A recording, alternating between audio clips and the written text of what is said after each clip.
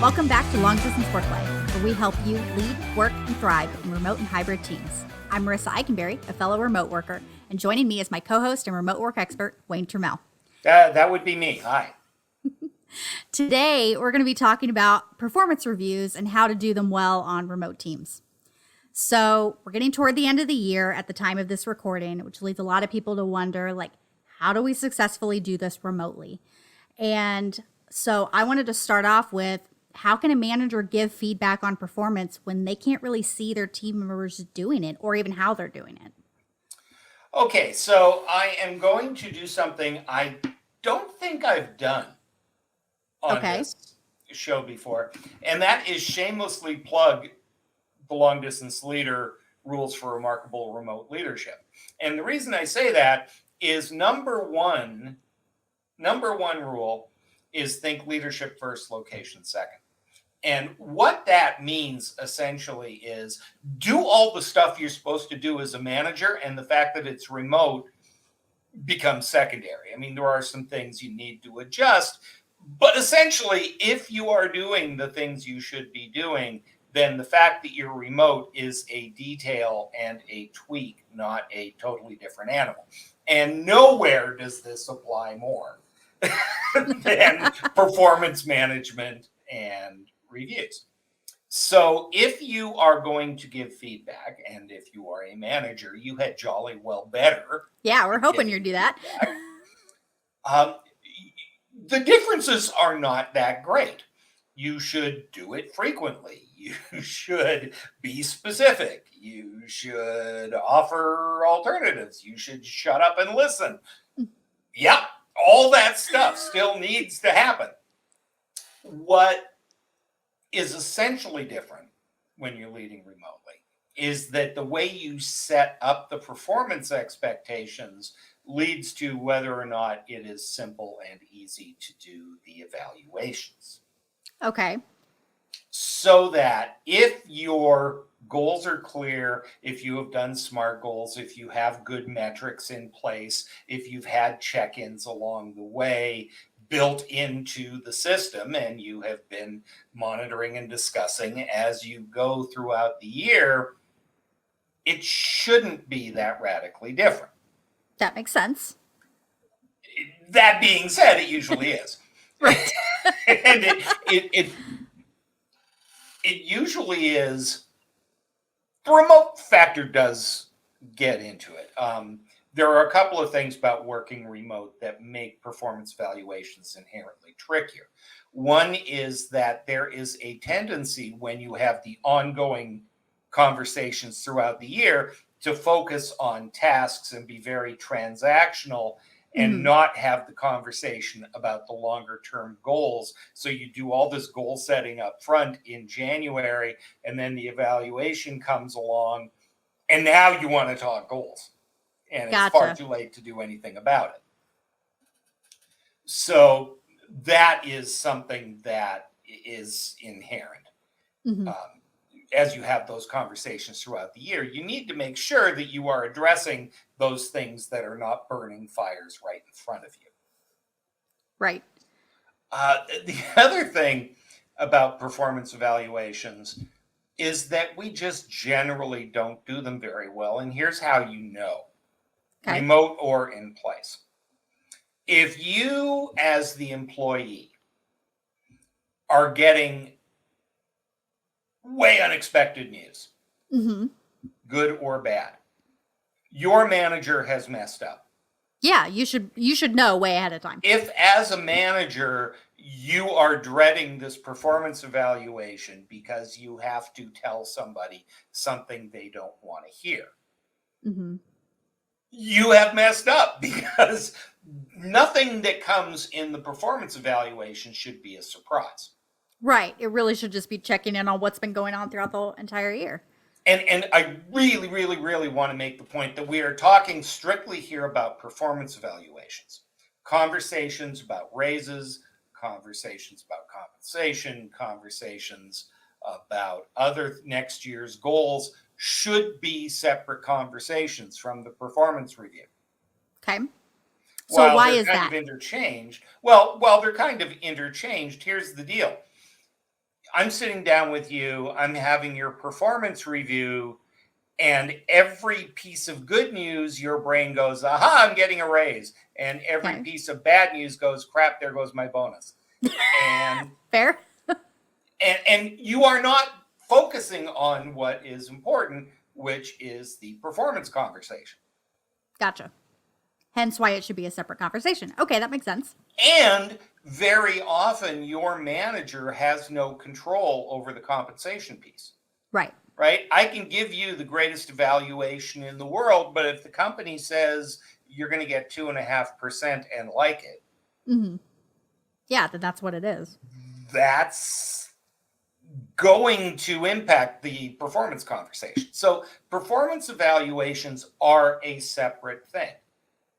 Yes. And so the easiest way to kind of look at this is the performance evaluations start on the day you set the goals and agree to the goals. Mm-hmm. Okay. Makes sense. It's really that simple.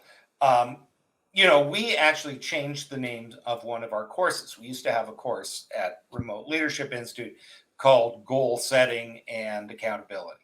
Yes. And we actually changed the name of the course because we now call it Goal Achievement. I'm not sure I realized that that's why it got changed. It got changed because we are really good at setting goals. Everybody listening to this has had the goal setting conversation with their manager at the beginning of the year. Mm-hmm. And some of us choose our goals and some have goals thrust upon us. And usually it's a mix of the two. Mm-hmm. But performance evaluation starts there. Right? Yeah. It starts with what are the things that we are expected to do, because a performance review, a performance evaluation is nothing more than here's the goal and here's where you are and here is the gap or how much you are surpassing it. Right. Yeah. That makes sense. And so it starts there, right? And the more frequent conversations you have about that, how are you doing against the standard? Are you ahead? Are you behind? What's the quality of your work? What are other people saying? What can we do to help you be more successful? It comes around at the performance evaluation, and we should pretty much know where we are. Yeah. Right? This shouldn't be a stressful conversation. It should not be a stressful conversation, other than, if you're badly missing your performance metrics, that's never fun. Well, yeah. And again, you know about that way ahead of time. Yeah, it shouldn't be the first time you're hearing about it. Right. So, do you have any tips or rules, I guess, to make remote performance reviews effective? I mean, we've talked already about making sure to check in over the course of time so that way none of this is a surprise. But when we're doing it, in a remote fashion and we're on webcams and stuff like that, is there something that we could be doing? I think the single most important thing that you can do as a manager is lay out, what does this conversation look like? We're going to discuss this. They're going to discuss this. This is what's on the table. This is not what's on the table. This is not your compensation conversation. This is not, here's what it is, right? Create an agenda. Create an agenda and then throw the ball into their lap. Okay. Right? Overall, how do you think you did this year? That makes sense. Okay. Just start big picture. Yeah. And it's interesting. You don't want to make that too narrow a conversation. There's a difference between how do you think you did this year and how did you do against your goals this year? Those are two different conversations. Right. You may have done really well and still not been able to hit the goal for whatever reason. As a manager, I not only want to know factually what is going on, I want to know what's going on in your head. I thought I had a pretty good year. Or it was a little bumpy. Or, it started good, but yeah. But I want to know where that person's head is at, because the rest of the conversation kind of depends on that. That makes sense. Are they defensive? Mm-hmm. Are they in a good mood? Are they open to feedback? Are they freaked out? Anything, that's going to give you cues as the leader and as a decent human being on how do we have this conversation. Right. Yeah. I mean, if you ask them the question about, how do you feel like you did this year? And you're like, oh, everything was crappy and all that. But the data shows otherwise. You also have an opportunity to be like, you're not confident enough. Like you did really exactly. well. Or vice versa. Do they understand what's going on? Mm-hmm. Right. And that's both factually and emotionally. Right. If they're saying, oh, I crushed it, and you're looking at the numbers and you're going, the only thing you crushed was my hopes for you. Yes. It's a different conversation. If somebody is on the defensive, you're going to approach that conversation differently than if somebody is relaxed and calm and open. Mm-hmm. And it's going to make the feedback process, because no matter who they are, there's going to be tough news as well as good news. Of course. Makes it easier to have those conversations and makes it easier for the person to hear. Because the thing about feedback is it is not a one-way process. Right. We tend to think of feedback as I'm going to tell you something. But in fact, for feedback to be effective, it needs to be heard. Mm-hmm. It needs to be understood, and it needs to be actionable. There needs to be something that I can do about it, right? Right. Either keep doing that, or for the love of all that's holy, don't ever do that again. Yeah. But there's an action associated to it. And if we mess up on the first part, mm-hmm. right, they don't hear it. Well, if I am freaking out, if I'm worried about my compensation and I'm worried about this and I don't know what you think of the work that I've done, and my brain is, the squirrels are going crazy right in my brain, I physically cannot hear you. Yeah, I mean, there's people like me that we know we've done really well over the year, but that the word performance review just instantly says, I'm going to go into this room and get fired. Like some of us have really high anxiety. It's amazing. It has been many, many years since I was fired from a job. And I still think it's going to happen. Right? Every time. You're like, I don't know what I'm being fired for, but it's happening. But it makes it really hard to have good, constructive conversations when that's the conversation that's swirling around in people's heads. So the single most important thing you can do is start with the other person and give them, not only factually do they have a sense of what's going on, right? Do they have a realistic sense of what actually happened? But what's their emotional state? Mm-hmm. What is their attitude towards it? I was going to say, it also gives them a chance to give feedback to you as a manager too. Hey, I really would have loved to have done this, but I really didn't have enough, Which criticism is absolutely or whatever. Critical. It needs to be a conversation.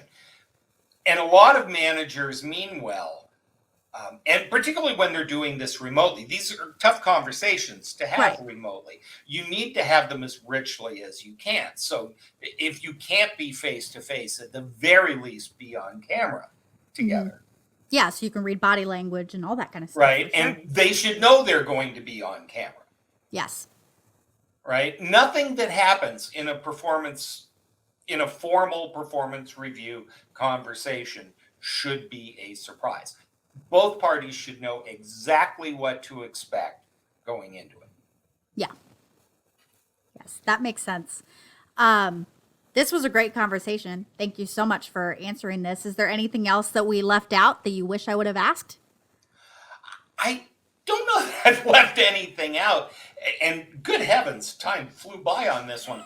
I just think it's important. And again, I hate to be that guy, but leadership first, location second.